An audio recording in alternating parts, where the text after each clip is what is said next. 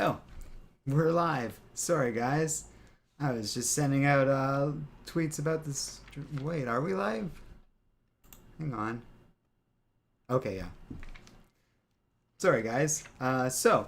Welcome to Comic Island. Today we're reviewing Wolverine number 4. I gotta get this visual thing going. Sorry, I set that up a little different than I normally do, just to sort of hop on immediately for everybody. There we go. Now we got Wolverine's images up. Thanks for joining us again, Tevya. I wanted to try and just do an immediate abridge. It worked. I just didn't realize it would plunk me right into live again. Which is all good, though. We're back with Wolverine after I reviewed the first 3 issues, I should say, and now I'm reviewing the 4th. Benjamin Percy is back as writing. Viktor Bogdanovic does the artwork. Matthew Wilson does the coloring. Corey Petit does lettering, and Tom Miller, as always, is credited with design. I do have to say, I've learned recently that a lot of the editors and people working on this thing do a lot of the various pages of text that we get, like this thing here, and a lot of them are really well written and add a lot of interesting moments of character and depth to all of the X-Men books, and I quite enjoy them. The X team is just so on par with this Age of X stuff and making it every book feel at least a little interesting and adding something to a larger story. Even the more fillery setup issues that I don't like quite as much. This book overall ain't fillery and continues some of the plot threads first introduced in X-Men number 1. It's got a lot of great Wolverine-esque content and feels right in line with this character's history and appropriate amount of blood and guts, we'll say, while also setting things up for more content going forward in a really fun way. That's on the whole, like as a spoiler-free little review at the beginning, I gotta say I definitely would recommend this book. It's an excellent mix of fun Wolverine content and art that kind of just gets into his character in general beyond just what we would normally expect out of a random Wolverine issue, like as something that stands alone, given how complicated the larger nature of Krakoa is and stuff like that. This book is a pretty good standalone book. Let's just put it that way. You really don't need to know much to enjoy this thing. So we open on what little follow-up we do get from like all of this stuff from last issue and just like them, like the Quiet Council kind of chewing Wolverine out. But everything else is really focused on Logan going to this little place called the Red Tavern, up probably north somewhere in rural Canada. Sorry, there's some truck just sitting outside of my apartment right now, I'm guessing. Always annoying, especially at like 8 p.m. my time. I don't know what that's about. But regardless, I don't think it's too loud on the mic. So Wolverine goes to this place, but meanwhile there's like some weird stuff going on outside, and this cop kind of takes refuge at the tavern. But the tavern owner kind of is trying to push him to go, like, give him a ride back to his car and saying that he needs to go. Meanwhile, the locals are kind of weird, and Logan seems to recognize some of them, and he's getting a little woozy, and he talks about, like, this recurring theme that's been in his series so far about how his memories are always blanking and have all these holes in them and such. He goes to the bathroom and finds someone horribly slaughtered, and Logan isn't even sure if it's him. The dude has some sort of tattoo that he vaguely recognizes, but then the cop comes and finds Logan, understandably is a little freaked out seeing Wolverine standing over some dude's corpse, and darts the dude because he had already been a little freaked out by like some wildlife he saw slaughtered outside and had been carrying around a tranq gun. Logan wakes up chained up to a chair, and it kind of slowly comes out that all these people at the tavern know Logan and know that he comes to this tavern to sort of escape from all the Krakoan stuff. He even goes through like a secret gate that he's pretty sure no one else knows about and stuff. I'm not entirely sure if that's true though. And they kind of have been setting this up for a while because they're all kind of victims of Logan through some sort of means. Uh, one woman is like the mother of Gorgon, so she has a bit of a grudge. Another guy used to be a fellow inmate at Logan somewhere or something, and the one that really sticks out to me is the bartender. He used to be like a bartender in Madripoor, and Logan was in the middle of a fight there. He threw a chair, it hit the dude's wife. She got a cracked skull and basically just bled out from a blood clot. Uh, it, it's dark, feels like the sort of thing that has happened like a dozen times in Logan's history and we don't know about. So they drag Logan outside and basically tell the cop all of this. And they're like, we really wish you weren't around. We tried to get you to leave, but this is happening and you're involved one way or the other. And he kind of just sort of goes along with it. Little do they know, they're all being watched by Omega Red. So, big oh shit moment because as they're planning to like basically submerge Logan in the ice, knowing full well about his regeneration, they're just like, well, we're just gonna imprison you down there in the hopes that no one will ever find you because we know that you kind of sneak off from the X-Men when you do this. They don't like you playing human, as they put it. And Logan's pretty okay about all of this. Like when you think about what happened to that bartender and he's like, I deserve everything that's coming to me right now. He's pretty accepting of it all, given what's happened. But he points out that he didn't slaughter that guy in the bar, or at least he's pretty sure he didn't. And they're not the ones who killed that guy either. That dude was one of them. And sure enough, the cop, his head randomly gets flung in their direction. And Logan's like, okay, I was okay with you submerging me in the ice, but if you don't let me out right now, you're all going to die. And sure enough, they all die. Right in front of Logan, Omega Red kills them all and talks about like how he perfectly understands why Logan comes here because there are like fellow creatures of darkness and all of that. And he just sort of pushes Logan underneath the ice with his metal octopus tentacle things and reveals a horde of vampires, including Dracula, waiting for him. And now they have Wolverine himself, not just like a sample of his blood, which like that we know from Wolverine #1, the vampires have been after. So it's a major get, and the rest of the X-Men don't even know Logan's gone. They will eventually figure out due to protocols in place that have kind of been talked about in X Factor recently, but like that's an incredible. I really came out of this book like fully impressed. Another excellent Wolverine book, but I think the best one yet because it's just so interesting. Like this little, they have a little thing about this. They have a little ad for these mutant trauma support groups that are apparently all over the world and probably have only increased since the establishment of Krakoa. And they're very clearly bigoted against humans, but they also all seem to have a legitimate grudge against various mutants like Omega Red and Wolverine and dozens of others, some of whom are underground in Krakoa right now. Others are walking free, like Logan and Omega Red. And while Logan's pretty conciliatory towards these people, like wanting revenge against him, like I said, that bartender was a cool character, and he straight up got slaughtered here. But like I said, as a standalone book, this was strong. You don't need to know much of it. Like there's some quiet council, and it's just the mutant superiors that Logan theoretically has to answer to, and they can chew him out, and then he goes off and has this horrible adventure at a bar somewhere in Canada. So like I said, it's a strong little standalone book about Wolverine that I enjoyed a great deal and would recommend. I like this more than even Empire X-Men #4. And I just talked about how great that book was. But that was just like kind of a little bit of fun and just some interesting out of nowhere character work at the end of Empire X-Men. This is like concrete, interesting stuff with some pretty cool implications. I like how vampires are rising amidst all this chaos caused by Krakoa.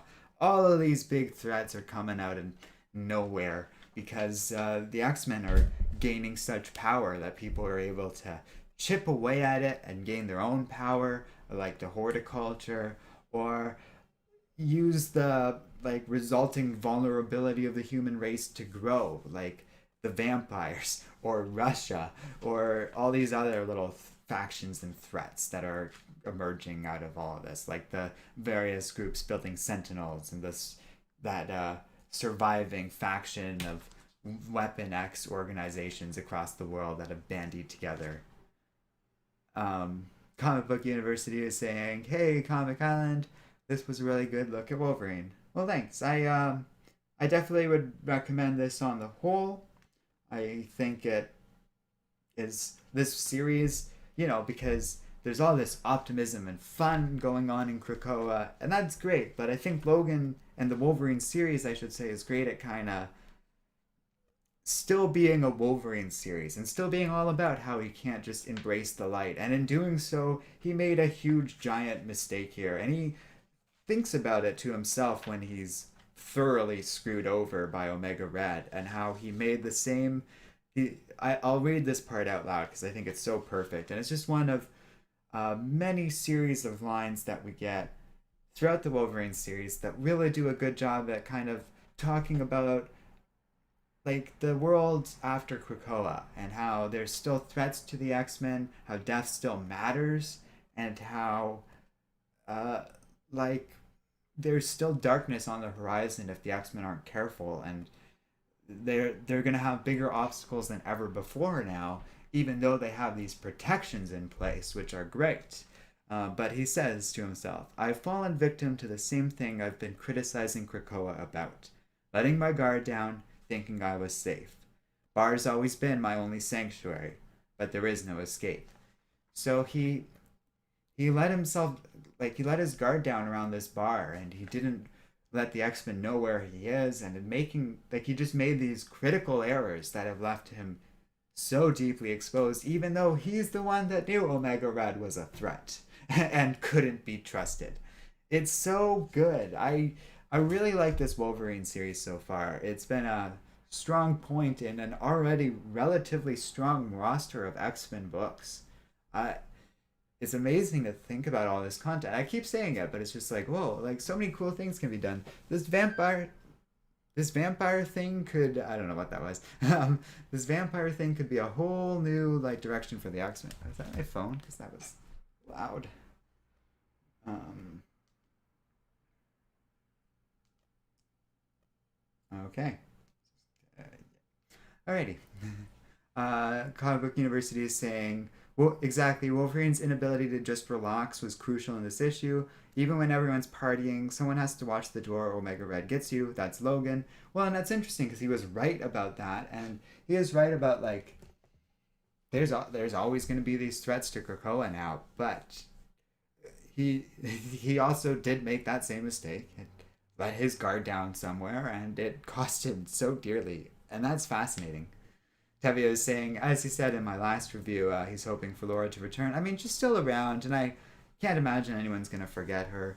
I really don't know what Tom Taylor's status is, but he seems very heavily involved with DC at the moment. But not exclusive, because he did just put out a new series from Boom Studios. But he might not be able to work for Marvel at the moment. Tevye is saying, or Gabby to back him up. Wolverine is very crossover heavy. This was a very Wolverine solo book, but it's the only one so far that hasn't, at least at some point, heavily featured other mutants. I would love for her to show up for a story or something like that, or to be part of something a little stronger maybe than Fallen Angels. But that's the sort of thing that the X-Men series can figure out over time, and there's definitely room for her. We just had a great series with, well, and that's the thing too, is there's so many X-Men characters. It is going to be a matter of finding a place for all of them, but having like a cool crossover series like Empire X-Men that could focus on characters like Angel, Monet, Magic, Multiple Man was fun because they don't really have a huge place elsewhere at the moment. um Tevye is saying true, Wolverine is crossover heavy, and I would expect it. I like how involved it is in everything, because usually Wolverine is so far on its own. But this story is kind of about how I don't think he can or should be anymore. He's got people to protect, and it's increasingly irresponsible when he goes off on his own little adventures like this. Uh, that just bites him in the ass every time, it seems. But, I don't think it's a flaw in character writing that he tends to fall back on that. He has centuries of trauma and being alone to fall back on, and those habits are never going to be broken easily, if ever broken. I think he's always going to be a bit of a loner, but he he needs to be, and he also needs to not be. He needs his time alone. Everyone does, but he needs to rely on the people around him, and I think he knows that, but keeps making those mistakes because that's his character, and that's okay. Um, Character development doesn't always have to be about growth necessarily. It can be boring for a character to just constantly fall back on the same patterns, but I think it's interesting to have characters that are stuck in their trauma and backslide. I hinted about that a little bit in my last review when we were talking about Scarlet Witch, but uh, for characters like her or Logan, I think it's okay for them to struggle and for it not to be easy because I don't really think it should be easy or them to just be all better after a while and for these things to just be in the past. That kind of was the mistake that I think was made to a degree with Tony Stark, who is sort of just not an alcoholic anymore, or like that degree of struggle seems to vary a lot between different stories and such. Logan's always kind of never been quite able to get past certain things, even if he does and has learned some lessons. If you go back to the earliest Logan stories, he's way more aggressive against his fellow teammates and way less likely to seek out their help. So there is some growth there, but I think he's all like I said, he's always going to be somewhat of a loner, and this book did a great job at exploring that. Poet Scotty says Logan's got a lot of child support to pay for. I mean, that's only going to increase in the world of Dawn of X, and just the world of mutant children in general. There's a lot of kids running around at this point, and they're all coming back to life. So, uh, that's like one of the laws of the mutant race. I think that's going to be an interesting side of it, as kids are going to start turning up, and maybe pregnancy doesn't have to be this super prolonged thing in the world of Krakoa, anyways. It never really has seemed that way to me. They got crazy biology like plants going on. Who says they can't maybe speed up that process or reduce the pain load a little bit? Pain load, I should say. um, Tevi is saying, I want. This is why I want Peter Parker and Mary Jane to get married. Again, not regress to the point of man-child. Well, Nick Spencer, broadly speaking, certainly seems to be on the right path of at least maturing up Peter a little bit from the insanity of the Dan Slott era. So at least is on the right track there. I've talked a lot about that recently, so we don't need to get too much into that anymore. You can check out my most recent reviews of Spider-Man comics for that sort of talk. But yeah, so I think we'll call it there then. So thanks for like Poet and Tevia for joining me in chat. Even Toy Bandit who dropped a line, and Comic Book University. That was fun to talk a little bit about Wolverine. Comic Book University makes a good point that Logan shouldn't be charged for child support for clones. Those aren't his fault. Dakin's over 18 and shows no sign of going to college. That's a very fair point, Comic Book University. Yeah. Most X-Men children's situation are 18 plus and well beyond the need of child support. I don't think there's any child support. I don't really think there's a proper economy in Krakoa. I think they amass wealth to buy things from the human race, but everything seems free in Krakoa. You grow your own buildings. I've never seen them really charge for drinks too much or goods or anything like that. Everyone just seems to share. I hate to say it, but the paradigm... Well, I don't hate to say it, but I hate to put certain viewers who have political disagreements with me in an uncomfortable position, but the paradise that the X-Men have stepped up is very like utopian in some ways, and that very much includes a world of like completely upturned sexual norms, like free love, we'll say, and socialism, like completely and utterly, while using capitalism against the rest of the world, which is quite interesting. Make of that what you will. I just that's what they seem to go for, and I'm not critical of that.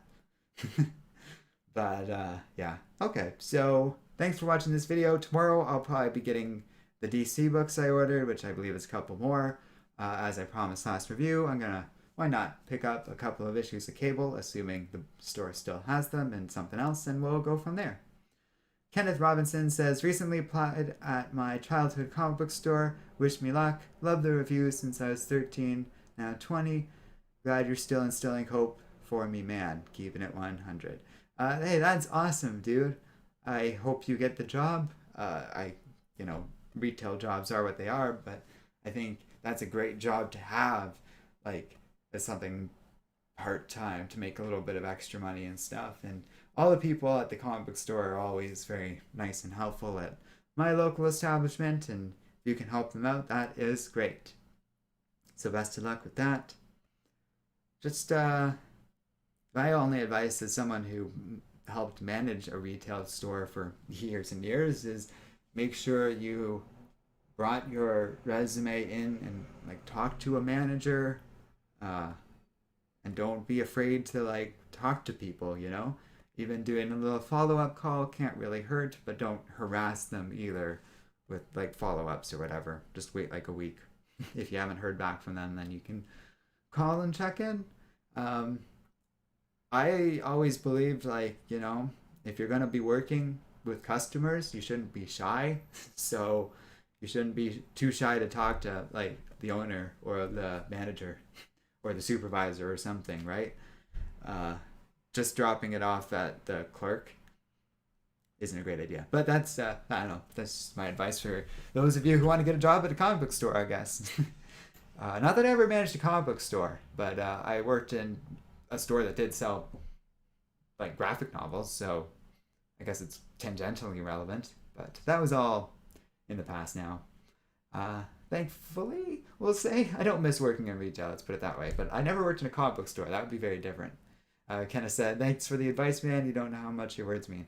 Well, hey, you know, always happy to offer advice, especially when it's at least tangentially relevant and something that I actually know about.